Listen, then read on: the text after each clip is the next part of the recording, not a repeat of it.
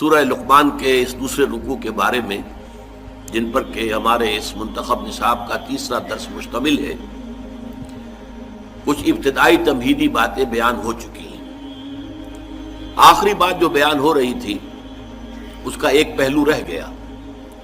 حضرت لقمان کی شخصیت کے بارے میں یہ بات سامنے آ چکی کہ وہ ایک قول کے مطابق عرب باعدہ سے متعلق تھے، قوم عاد جو اوریجنل قوم عاد تھی، اس کے بادشاہوں میں سے ایک بادشاہ تھے، یا ان پر عذاب آنے کے بعد جو اہل ایمان ان میں سے کچھ چلے گئے، یمن میں آباد ہو گئے، تو وہاں جو ان کا ایک نظام بنا اس کے وہاں کے بادشاہ تھے، واللہ عالم۔ لیکن دوسری رائے جو ہے زیادہ وزنی ہے، صحابہ کرام سے جو مروی ہے، وہ یہ ہے کہ وہ سوڈان اور مصر کے درمیان نوبیا کا علاقہ، وہاں کے رہنے والے ایک شخص تھے اور سیاہ فام تھے، پیشے کے اعتبار سے بڑھئی تھے، لیکن اللہ تعالیٰ نے حکمت سے نوازا تھا، عقل سلیم، فطرت سلیمہ، یہ دو نعمتیں ملی تھی جس سے وہ بہت سے بنیادی حقائق جو ہیں فلسفے کے، ان کو انہوں نے حل کیا۔ دوسرا پہلو ان کے بارے میں یہ نوٹ کر لیجئے کہ تقریباً اجماع ہے کہ نہ وہ نبی تھے اور نہ کسی نبی کے پیروکار تھے، اس پر اجماع ہے۔ ایک شریف انسان، سلیم الفطرت انسان، نیک سرشت انسان، جس کو اللہ نے عقل سلیم بھی عطا فرمائی، نہ نبی تھے نہ کسی نبی کے پیروکار تھے۔ صرف حضرت اکرمہ کا ایک قول جو ہے، یہ شاذ قول ہے جو ملتا ہے کہ شاید وہ نبی تھے، لیکن اجماع امت جو ہے اس پر ہے کہ وہ نبی نہیں تھے، نہ نبی تھے نہ کسی نبی کے پیروکار تھے۔ اور میرے نزدیک اس رکوع کے مضامین کے اندر داخلی طور پر بڑی ناقابل تردید شہادت موجود ہے کہ نہ وہ نبی تھے نہ نبی کے امتی تھے۔ اگر نبی ہوتے تو وہ بہت سی ایسی باتوں کا تذکرہ بھی اپنے بیٹے سے کرتے کہ جو صرف وحی کے ذریعے سے معلوم ہوتی، وہاں پھر جنت اور دوزخ کا ذکر بھی آتا، کہیں فرشتوں کا ذکر بھی آتا، کسی کتاب کا ذکر بھی آتا جو نبی کو دی گئی ہو، کسی صحیفے کا ذکر بھی آتا۔ ان تمام چیزوں سے یہ پورا رکوع خالی ہے۔ اور اسی طریقے سے اگر کسی نبی کے پیروکار ہوتے تو وہ اپنے بیٹے کو یہ نصیحت بھی کرتے، اللہ کی بندگی کرو اور اللہ تعالیٰ کے ساتھ شرک نہ کرو اور نبی کی پیروی کرو۔ اتباع رسول اور اتباع نبی کی تلقین سے ان کی نصیحت خالی نہیں ہو سکتی تھی اگر وہ خود کسی نبی کے پیروکار ہوتے، امتی ہوتے۔ تو مجھے تو اس پر یقین ہے کہ وہ نہ نبی تھے نہ کسی نبی کے امتی تھے، بلکہ ایک سلیم الفطرت اور سلیم العقل انسان تھے۔ اب آئیے ہم لفظ بلفظ مطالعہ شروع کریں۔ وَلَقَدْ آتَيْنَا لُقْمَانَ الْحِكْمَةَ أَنِ اشْكُرْ لِلَّهِ، اور ہم نے لقمان کو دانائی اور حکمت عطا کی کہ کر شکر اللہ کا۔ حکمت کے موضوع پر کچھ گفتگو ہو چکی ہے کہ حکمت کسے کہتے ہیں۔ جب انسان کی عقل سلیم فطرت سلیمہ کی روشنی اور رہنمائی میں سفر کرتی ہے، فلسفیانہ سفر، تو اس سے جو حاصل ہوتا ہے وہ حکمت ہے۔ شکر کسے کہتے ہیں؟ شکر اصل میں ایک جذبہ ہے کہ جو کسی کے ساتھ اگر کسی نے خیر کیا ہو، بھلائی کی ہو، احسان کیا ہو، کسی تکلیف سے اس کو بچایا ہو، چھٹکارا دلایا ہو، تو ایک جذبہ پیدا ہوتا ہے انسان کے قلب کی گہرائی سے۔ اب اسے ہم جذبہ تشکر کہیں گے، جذبہ امتنان کہیں گے۔ یہ قلب کی گہرائی سے ابھرتا ہے اور پھر زبان پر بھی آتا ہے، آپ کا شکریہ، میں آپ کا شکریہ ادا کرتا ہوں۔ یہ شکر جو ہے در حقیقت یہ فطرت کی صحت کی علامت ہے۔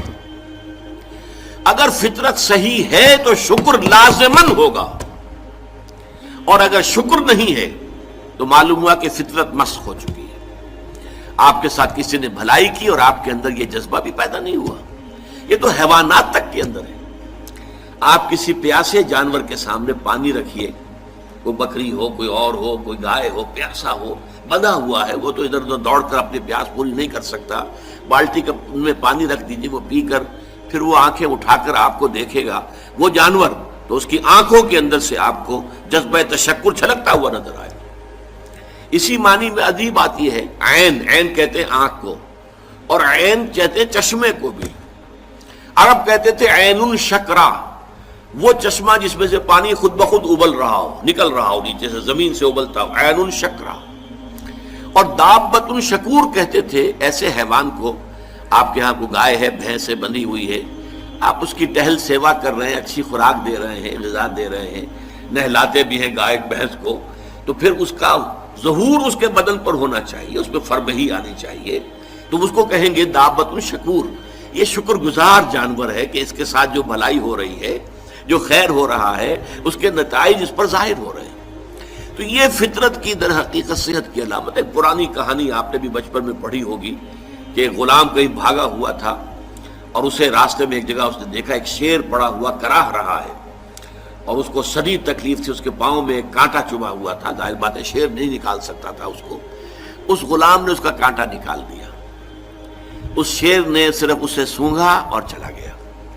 اس کے بعد وہ غلام پکڑا گیا، اور جیسے کہ ہوتا تھا رومن اور گریک دور میں کہ بھاگا ہوا غلام جب پکڑا جاتا تھا تو پھر شیروں سے پھڑواتے تھے اس کو، ان کے جو بڑے وہ ہوتے تھے، یہ اسٹیڈیمز بنے ہوئے ہوتے تھے، اس میں آ کر جو ہے اس غلام کو چھوڑ دیا، اور پھر بھوکا شیر جو ہے وہ پنجرے میں سے نکالا تاکہ وہ اس کو بھموڑے اور ختم کرے۔ تو اس نوجوان کو، اس غلام کو بھی پھینکا گیا۔ اس کے بعد جو شیر کا پنجرا کھولا تو شیر آیا، اس نے سونگا اور اس کو چھوڑ کر علیحدہ بیٹھ گیا۔ لوگ حیران ہوئے، معلوم ہوا یہ وہی شیر تھا کہ جس کے پاؤں سے کانٹا نکالا تھا اس غلام نے، جبکہ وہ بھاگا پھر رہا تھا، چھپتا پھر رہا تھا جنگلوں میں۔ بہرحال یہ شے سمجھ لیجئے کہ شکر جو ہے در حقیقت یہ فطرت کی صحت کی علامت ہے۔ یہاں تک فرمایا حضور نے من لم یشکر الناس لا یشکر اللہ۔ یہ شکر ایسی شے ہے جو انسانوں کا شکر گزار نہیں ہے، وہ کبھی اللہ کا شکر گزار بھی نہیں ہو سکتا۔ فطرت مسخ ہو چکی ہے، کسی نے آپ کے ساتھ بھلائی کی اور آپ کے اندر سے وہ جذبہ تشکر ابھرا ہی نہیں، معلوم ہوا فطرت کے سوتے خشک ہو چکے ہیں۔ وہ کنواں جس کے اندر لانے والے پانی کے سوتے خشک ہو چکے ہیں، پانی کہاں رہے گا اس میں، تو خالی کنواں ہے۔ تمہاری بھی فطرت جو ہے خالی ہو چکی ہے، اور تمہارے اندر وہ جو جذبہ تشکر موجود نہیں ہے، تو گویا کہ فطرت کے سوتے خشک ہو چکے ہیں۔ اب اصل بات کیا ہے اس فطرت کے بعد؟ اصل منعم کو پہچاننا۔ اب دیکھیے اس کو بھی ذرا غور سے سنیے میری بات کو۔ بچپن میں ہر بچہ یہ سمجھتا ہے کہ میرے حفاظت کرنے والے، میری ضروریات پوری کرنے والے، میری تکلیف پر تڑپ اٹھنے والے میرے والدین ہیں۔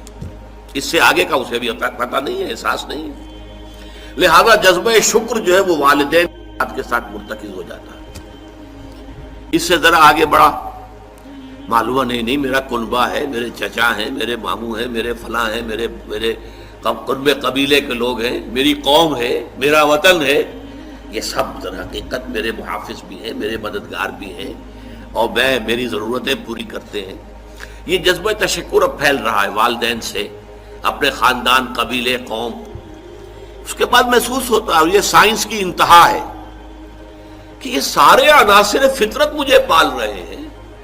سورج کی حرارت نہ ہو تو فصلیں کیسے پکیں، سورج کی حرارت نہ ہو تو یہ ہوا، یہ بادل کیسے اٹھے، سمندروں سے بخارات، ہوائیں نہ چلیں تو یہ کیسے جو ہے بادل یہاں تک آئیں اور بارش برسے اور پھر میرے لیے گندم جو ہے وہ پیدا ہو۔ تو کائنات پوری مجھے پال رہی ہے، اور اس میں سب سے بڑی شے جو ہے، یہ سائنس کا یوں سمجھ لیجیے کمال ہے، سب سے بڑی شے سورج ہے۔ اس لیے کہ یہ بھی کہنا ہے کہ زمین سورج ہی سے ٹوٹا ہوا ایک ٹکڑا ہے، اسی سے سپلنٹر ایک علیحدہ ہوا اور اس کے گرد گھومنا شروع کر دیا، واللہ عالم، یہ علیحدہ بحث ہے، یہ کاسمولوجی کی بحث ہے۔ لیکن یہ ہے کہ بہرحال ہم جانتے ہیں یہ شکر کا جذبہ پھر آ کر مرتکز ہوتا ہے یہ تمام مظاہر فطرت کے